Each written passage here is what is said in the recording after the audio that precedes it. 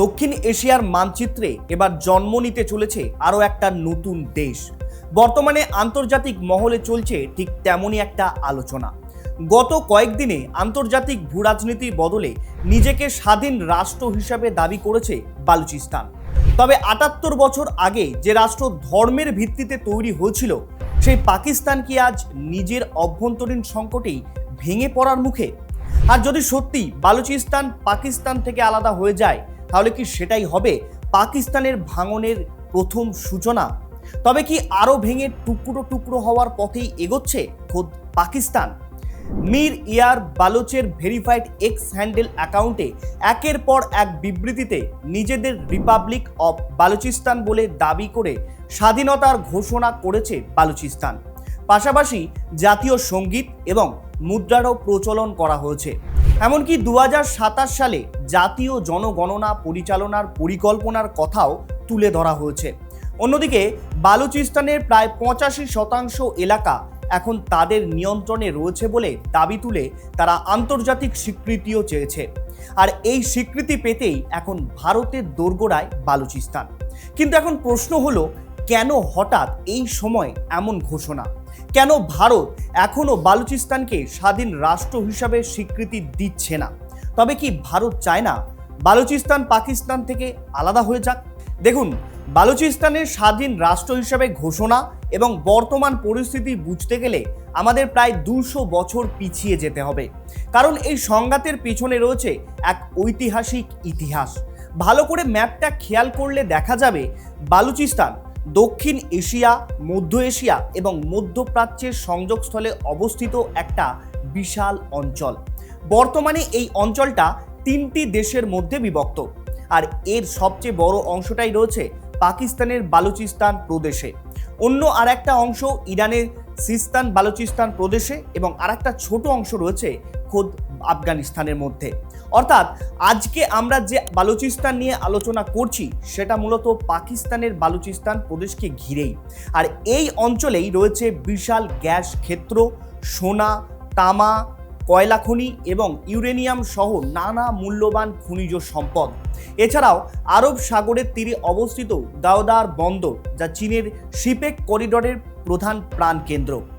আগেও এ বিষয়ে আমি আরও বলবো, তবে বালুচিস্তান নিজেকে স্বাধীন রাষ্ট্র হিসাবে ঘোষণা করার কারণটা ঠিক কতটা যুক্তিপূর্ণ সেটা একবার দেখে নেওয়া যাক। দেখুন, বালুচিস্তান কখনোই প্রথম থেকে পাকিস্তানের অন্তর্ভুক্ত ছিল না। ১৯৪৭ সালের দেশভাগের সময় কালাত নামে একটা দেশীয় রাজ্য ছিল, যা বর্তমানের বালুচিস্তান নামেই পরিচিত। ১৯৪৮ সালের মার্চ মাসে কালাত রাজ্যটাকে পলিটিক্যাল এবং মিলিটারি চাপে পাকিস্তানের অন্তর্ভুক্ত করা হয়। আর ঠিক এখান থেকেই শুরু হয় দীর্ঘ রাজনৈতিক অসন্তোষ এবং পরবর্তী কয়েক দশকের সশস্ত্র বিদ্রোহ। তাহলে একবার ভেবে দেখুন, যে দেশ প্রথম থেকেই আলাদা ছিল, সেই দেশ কি কখনো চাইবে পাকিস্তানের মতো একটা দেশের সাথে একজোট হয়ে থাকতে? এক্ষেত্রেও ঠিক ব্যাপারটা একই রকম ঘটেছে। তাদের কালচার এবং রীতিনীতির কোনোটাই পাকিস্তানের সাথে মিল ছিল না। অন্যদিকে বালোচ জাতীয়তাবাদী সংগঠনগুলোর দীর্ঘদিনের অভিযোগ ছিল, তাদের অঞ্চলের যে সমস্ত প্রাকৃতিক সম্পদ রয়েছে সেখান থেকে বিপুল অর্থ কামিয়ে তারা তার সুফল বা উন্নয়ন বালুচের জনগণকে দিত না। অথচ পাকিস্তান সরকারের দাবি তারা বালুচিস্তানের উন্নয়নে বিপুল পরিমাণ বিনিয়োগ করেছে। আর এই কারণেই বালুচিস্তান এখন নিজেকে আলাদা রাষ্ট্র হিসাবে স্বীকৃতি চাইছে। কিন্তু এখন প্রশ্ন হলো, হঠাৎ ২০২৬ সালেই এমন কি ঘটল যার কারণে আবার আন্তর্জাতিক মহলে বালুচিস্তান নিয়ে এত আলোচনা শুরু হয়েছে? গত কয়েকদিন ধরে মীর ইয়ার বালোচের ভেরিফাইড এক্স অ্যাকাউন্ট থেকে একের পর এক দীর্ঘ বিবৃতি প্রকাশিত হয়েছে। আর সেই বিবৃতিগুলোতে নিজেদের রিপাবলিক অফ বালুচিস্তান বলে উল্লেখ করে একাধিক গুরুত্বপূর্ণ দাবি করা হয়েছে। প্রথমত, তারা দাবি করেছে যে বালুচিস্তান এখন একটি স্বাধীন রাষ্ট্র এবং তারা পাকিস্তান থেকে নিজেদের স্বাধীনতা ঘোষণা করেছে। দ্বিতীয়ত, তাদের দাবি অনুযায়ী ইতিমধ্যেই জাতীয় পতাকা, জাতীয় সঙ্গীত এবং বালোচি ফলস নামে একটা নিজস্ব মুদ্রা ঘোষণা করা হয়েছে। তৃতীয়ত, তারা জানিয়েছে যে ২০২৭ সালে প্রথম জাতীয় জনসংখ্যা পরিচালনা করা হবে, যাতে নিজেদের একটা পূর্ণাঙ্গ রাষ্ট্র হিসাবে প্রশাসনিক ভিত্তি গড়ে তোলা যায়। চতুর্থত, তারা দাবি করেছে যে বালুচিস্তানের প্রায় 85% এলাকা বর্তমানে তাদের নিয়ন্ত্রণে রয়েছে এবং পাকিস্তানের সেনাবাহিনী সেখানে একেবারে ব্যাকফুটে রয়েছে। এছাড়াও জাতিসংঘ, ইউরোপীয় ইউনিয়ন, ওআইসি, এশিয়ান এবং অন্যান্য আন্তর্জাতিক সংস্থাকে বালুচিস্তান সফরের আমন্ত্রণও জানানো হয়েছে। পাশাপাশি ভারত ও আফগানিস্তানের কাছে স্বাধীন বালুচিস্তানকে স্বীকৃতি দেওয়ার আবেদন করা হয়েছে। অন্যদিকে সিপেকের বিকল্প হিসেবে WBEC বা ওয়ার্ল্ড বালুচিস্তান ইকোনমিক করিডোর নামে একটা নতুন আন্তর্জাতিক অর্থনৈতিক করিডোরের ধারণাও সামনে আনা হয়েছে। এক্ষেত্রে তাদের দাবি, ভবিষ্যতে বিশ্বের সব দেশকে বিনিয়োগের সুযোগ দিয়ে বালুচিস্তানকে একটা বৈষয়িক বাণিজ্যিক কেন্দ্রে পরিণত করা হবে। তবে তাদের এই দাবিগুলোর কোনোটাই এখনো পর্যন্ত জাতিসংঘ বা বিশ্বের কোনো দেশ আনুষ্ঠানিকভাবে স্বীকৃতি দেয়নি। ফলে আন্তর্জাতিক আইন অনুযায়ী বালুচিস্তান এখনো পাকিস্তানের অংশ হিসাবেই রয়েছে। আর এখানেই আরও একটা প্রশ্ন থেকেই যাচ্ছে, যদি এত কিছু ঘোষণা করা হয়ে থাকে তাহলে ভারত এখনো কেন বালুচিস্তানকে স্বাধীন রাষ্ট্র হিসাবে স্বীকৃতি দিচ্ছে না? দেখুন, জিওপলিটিক্সে এর উত্তর শুধু ভারত পাকিস্তান সম্পর্কের মধ্যে সীমাবদ্ধ নেই। এর সঙ্গে জড়িয়ে রয়েছে ইরান, চীন এবং আমেরিকা সহ আন্তর্জাতিক কূটনীতির জটিল সমীকরণ। এক্ষেত্রে প্রথম কারণ হলো ইরান ফ্যাক্টর। মনে করে দেখুন, ভিডিওর শুরুতেই আমি বলেছিলাম বালুচিস্তানের অংশ পাকিস্তান সহ ইরান এবং আফগানিস্তানেও ছড়িয়ে রয়েছে।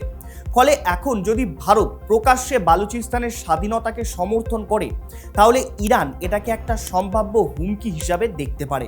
কেননা স্বাধীন রাষ্ট্র হিসাবে স্বীকৃতি দেওয়ার পর যদি ইরান এবং আফগানিস্তানের মধ্যে যে অংশটা ওই বালুচিস্তানের পড়ছে সেটাও তারা নিজেদের অখণ্ড বালুচিস্তান অংশ হিসাবে দাবি করে বসে, তাহলে সেটা ভারতের জন্য বড় একটা কূটনৈতিক সমস্যার কারণ হতে পারে।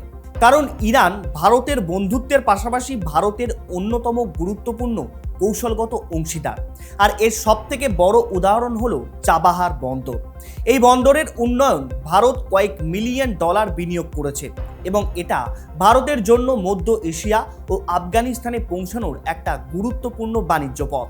ফলে বালুচিস্তান ইস্যুতে এমন কোনো পদক্ষেপ ভারত নিতে চাইবে না যাতে ইরানের সঙ্গে বহু বছরের কৌশলগত সম্পর্ক ক্ষতিগ্রস্ত হয়। দ্বিতীয়ত, চীন এবং সিপেক ফ্যাক্টর। চীনের বহু বিলিয়ন ডলারের চায়না পাকিস্তান ইকোনমিক করিডর বা সিপেকের শেষ প্রান্ত হলো বালুচিস্তানের গাওদার বন্দর, যা পাকিস্তানের পাশাপাশি চীনের বেল্ট অ্যান্ড রোড ইনিশিয়েটিভেরও একটা অত্যন্ত গুরুত্বপূর্ণ অংশ। কিন্তু বালোচ লিবারেশন আর্মি বা BLA বহু বছর ধরে সিপেক প্রকল্প এবং চীনা পরিচালনকারীদের ওপর হামলা চালিয়ে আসছে। আর এখন যদি ভারত সেই জায়গায় দাঁড়িয়ে প্রকাশ্যে বালুচিস্তানের স্বাধীনতাকে সমর্থন করে বা BLA-র পাশে দাঁড়ায়, তাহলে পাকিস্তান এবং চীন এই দুই দেশই এটাকে ভারতের সরাসরি হস্তক্ষেপ হিসাবে তুলে ধরবে। এতে চীন এবং পাকিস্তানের কৌশলগত জোট আরও অনেকটা বেশি শক্তিশালী হতে পারে এবং ভারতের ওপর সামরিক ও কূটনৈতিক চাপও বাড়তে পারে। আর বর্তমানে ভারত এই ঝুঁকিটা একদমই নিতে চায় না। তবে পাকিস্তান থেকে বালুচিস্তানকে আলাদা করার মাস্টার প্ল্যান যে কে করেছিল সে কথা প্রায় আমরা প্রত্যেকেই জানি। তবে ফ্রন্টে সেই নাম যাতে না আসে তার জন্যই প্রধানত ওয়েট অ্যান্ড ওয়াচ পদ্ধতি অবলম্বন করছে ভারত। তৃতীয়ত, কাশ্মীর ইস্যুতে ভারতের আন্তর্জাতিক অবস্থান। আন্তর্জাতিক মঞ্চে ভারতের অবস্থান সবসময় নিট অ্যান্ড ক্লিন থাকে। এক্ষেত্রেও ঠিক তেমনই রয়েছে। ভারতের দাবি 1947 সালে জম্মু ও কাশ্মীরের শাসক মহারাজা হরি সিং ইনস্ট্রুমেন্ট অফ অ্যাসোসিয়েশনে স্বাক্ষর করার মাধ্যমে আইনতভাবে ভারতের সঙ্গে যুক্ত হয়েছিল। তাই পুরো জম্মু ও কাশ্মীর ভারতের অবিচ্ছেদ্য অংশ। তবে ভারত যদি অন্য একটি দেশের একটা বিচ্ছিন্নতাবাদী আন্দোলনকে প্রকাশ্যে সমর্থন করে সেক্ষেত্রে পাকিস্তানের যুক্তি কিন্তু অন্য ধরনের হতে পারে। সেক্ষেত্রে তারা বলতে পারে ভারত অন্য দেশের ভৌগোলিক অখণ্ডতা ভাঙার চেষ্টা করছে। এতে কাশ্মীর নিয়ে ভারতের দীর্ঘদিনের কূটনৈতিক অবস্থানও দুর্বল হতে পারে। আর এই কারণেই ভারত অত্যন্ত সতর্ক অবস্থান বজায় রাখছে। অর্থাৎ বালুচিস্তানকে স্বাধীন রাষ্ট্র হিসাবে স্বীকৃতি না দেওয়ার অর্থ হলো বালুচিস্তান সম্পর্কে ভারতের অবস্থান অত্যন্ত হিসাব নিকাশের বিষয়। একদিকে রয়েছে পাকিস্তানের ওপর কৌশলগত চাপ বজায় রাখার সুযোগ, অন্যদিকে রয়েছে ইরানের সঙ্গে সম্পর্ক, চীনের প্রতিক্রিয়া এবং একই সাথে কাশ্মীর ইস্যুতে ভারতের আন্তর্জাতিক অবস্থান। এই কারণেই ভারত এখনও বালুচিস্তানকে স্বাধীন রাষ্ট্র হিসাবে স্বীকৃতি দেয়নি। কিন্তু তাহলে কি ভারত চায় না বালুচিস্তান কখনো পাকিস্তান থেকে আলাদা হয়ে যাক? নাকি ভারতের দীর্ঘমেয়াদী কৌশল সম্পূর্ণ অন্য ধরনের বা ভিন্ন প্রকৃতির? দেখুন, অতীতে ভারত একাধিকবার বালুচিস্তানে মানবাধিকার লঙ্ঘনের অভিযোগ আন্তর্জাতিক মহলে তুলে ধরেছে। বিশেষ করে 2016 সালে ভারতের প্রধানমন্ত্রী নরেন্দ্র মোদী স্বাধীনতা দিবসের ভাষণে প্রথমবার প্রকাশ্যে বালুচিস্তানের প্রসঙ্গ উল্লেখ করেছেন। এরপর থেকে বিষয়টা আন্তর্জাতিক আলোচনায় আরও বেশি পরিমাণে গুরুত্ব পেয়েছে। তবে এই মানবাধিকার নিয়ে উদ্বেগ প্রকাশ করা এবং স্বাধীন রাষ্ট্র হিসাবে স্বীকৃতি দেওয়া, এই দুটো বিষয় কিন্তু সম্পূর্ণ আলাদা। এক্ষেত্রে ভারতের নীতি বরাবরই অনেক বেশি বাস্তববাদী এবং কৌশলগত প্রকৃতির। পাকিস্তানকে ভেঙে টুকরো করা ভারতের উদ্দেশ্য কিনা সেটা একটা খুবই সংবেদনশীল প্রশ্ন। তবে পাক অধিকৃত কাশ্মীর বা পিওকে ভারতের অন্তর্ভুক্ত করতে হলে যা প্রয়োজন সেই স্টেপ ভারত কিন্তু নেবে, এটা একেবারে নিশ্চিত। আর বর্তমানে বালুচিস্তান পাকিস্তানের সবথেকে বড় প্রদেশ, ফলে সেটাকে আলাদা করে দিতে পারলে পাকিস্তান কৌশলগতভাবে দুর্বল হতে শুরু করবে। আর এটাই হয়তো পাক অধিকৃত কাশ্মীর ফিরিয়ে দিয়ে ভারতকে একটা বড় উপহার দিতে পারে। ফলে এক্ষেত্রে ভারতের দীর্ঘমেয়াদী কৌশল একটা খুবই বেশি গুরুত্বপূর্ণ। এবারে আসা যাক একটা গুরুত্বপূর্ণ প্রশ্নে, যা সোশ্যাল মিডিয়ায় প্রায় দেখা যাচ্ছে। অনেকেই মনে করছেন যদি কোনোদিন বালুচিস্তান পাকিস্তান থেকে আলাদা হয়ে স্বাধীন রাষ্ট্র হয় তাহলে হয়তো সেটা ভারতের সঙ্গে যুক্ত হবে। কিন্তু বাস্তবে কি আদৌ তেমনটা হবে? আসলে বালোচ স্বাধীনতাপন্থীদের মূল লক্ষ্য ভারতের অংশ হওয়া নয়, এটা স্বাধীন ও সার্বভৌম রিপাবলিক অব বালুচিস্তান গঠন করা। তাদের সাম্প্রতিক বিবৃতি, রাজনৈতিক অবস্থান এবং আন্তর্জাতিক সম্প্রদায়ের কাছে করা আবেদন নিয়ে এই সব ক্ষেত্রে তারা একটা স্বাধীন রাষ্ট্র হিসাবে স্বীকৃতি চেয়েছে। কোথাও তারা ভারতের সঙ্গে যুক্ত হওয়ার কথা একবারের জন্য দাবি করেনি। এর পাশাপাশি ভারত ও বালুচিস্তানের মধ্যে কোনো সরাসরি স্থল সীমান্ত নেই, মাঝখানে রয়েছে পাকিস্তানের বিস্তীর্ণ ভূখণ্ড। তাই আন্তর্জাতিক রাজনীতি এবং ভৌগোলিক দৃষ্টিকোণ থেকে বালুচিস্তান ভারতের অংশ হয়ে যাওয়ার সম্ভাবনা কার্যত নেই বললেই চলে। তবে ভবিষ্যতে কখনো বালুচিস্তান আন্তর্জাতিক স্বীকৃতি পায় তাহলে ভারত ও বালুচিস্তানের মধ্যে কূটনৈতিক সম্পর্ক, বাণিজ্য, জ্বালানি সহযোগিতা এবং সমুদ্র পথে নিরাপত্তা সহযোগিতা সহ আঞ্চলিক সংযোগের মতো বিভিন্ন ক্ষেত্রে সহযোগিতা গড়ে উঠতে পারে।